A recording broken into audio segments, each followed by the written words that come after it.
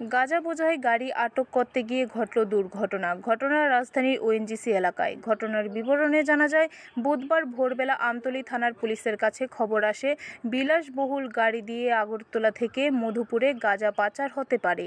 Police এই খবর জানতে পেরে বাদারঘাট পেট্রোল পাম্প এলাকায় ওত পেতে বসে থাকে। এরই মধ্যে গাড়িটি আসার পর পুলিশ গাড়িটি দাঁড় করাতে চেষ্টা করলে গাড়ি নিয়ে পালিয়ে যাওয়ার চেষ্টা করে। অভিযুক্ত গাড়ি চালক বিশ্বরূপ নম। পুলিশ গাড়িটি পেছনে ধাওয়া করলে ওএনজিসি এলাকায় এসে গাড়িটির একটি কমান্ডার গাড়ির সাথে সংঘর্ষ হয়। পুলিশ প্রাথমিকভাবে জানতে পেরেছে গাড়িটি আগরতলা থেকে মধুপুরের উদ্দেশ্যে গাঁজা নিয়ে রওনা হয়েছিল। গাড়ির ভেতর থেকে 5টি বস্তায় প্রায় 90 কেজি শুকনো গাঁজা আটক হয়। মারুতি সুজুকি কিছু গাঁজা নিয়ে আমাদের আমতলী হয়ে মধুপুরের দিকে যাবে।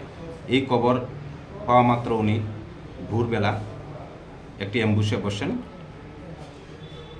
আমাদের পেট্রোল পাম্পের কাছাকাছি, কিন্তু কোনো না কোনোভাবে গাড়িটা সেখান থেকে ছুটে আসে। তখন আমরা পিছু ধাওয়া করি এবং ওএনজিসি গেটের সামনে আসা মাত্র এই গাড়িটা আরেকটা গাড়ির সাথে সংঘর্ষ হয় এবং আমরা গাড়িটাকে সাথে সাথে ডিটেক্ট করি এবং গাড়িটাকে চেক করার পর আমরা টোটাল 5টি বস্তার মধ্যে 90 কেজি গাঁজা পাই এবং ড্রাইভার সমেত গাঁজা নিয়ে আমরা থানাতে আসি সমস্ত প্রসিডিউর মেনটেন করার পর।